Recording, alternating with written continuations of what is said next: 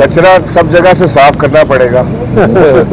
यहाँ से सफाई शुरू करेंगे, वहाँ भी सफाई करेंगे इंशाल्लाह। तो मैं समझता हूँ कि मौलाना साहब बड़े अरसे से ये कोशिश कर रहे हैं कि किसी तरह वो इस निज़ाम को पटरी से उतारें और कुछ ऐसे हालात पैदा हों कि मौलाना साहब की अपनी कोई गुंजाइश निकले बीच में।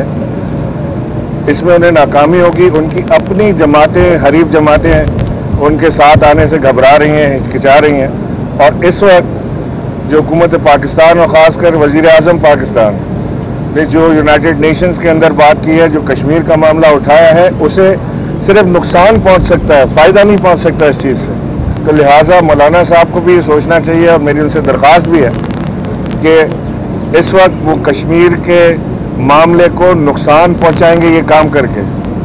ये हुकूमत कहीं नहीं जा रही मौलाना साहब, ये आप ज़हन नशीन कर लें कि ये 5 साल ये हुकूमत तो कहीं नहीं जा रही।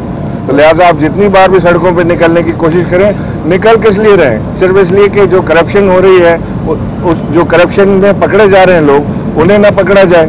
जो जेल जा रहे हैं उन्हें जेल ना भेजा जाए। तो क्या किया जाए? तो मौलाना साहब सजेस्ट करें कि जिनके पास अरबों रुपए कौम के हैं, उनके साथ क्या काम करना चाहिए, ये मौलाना साहब बताएं।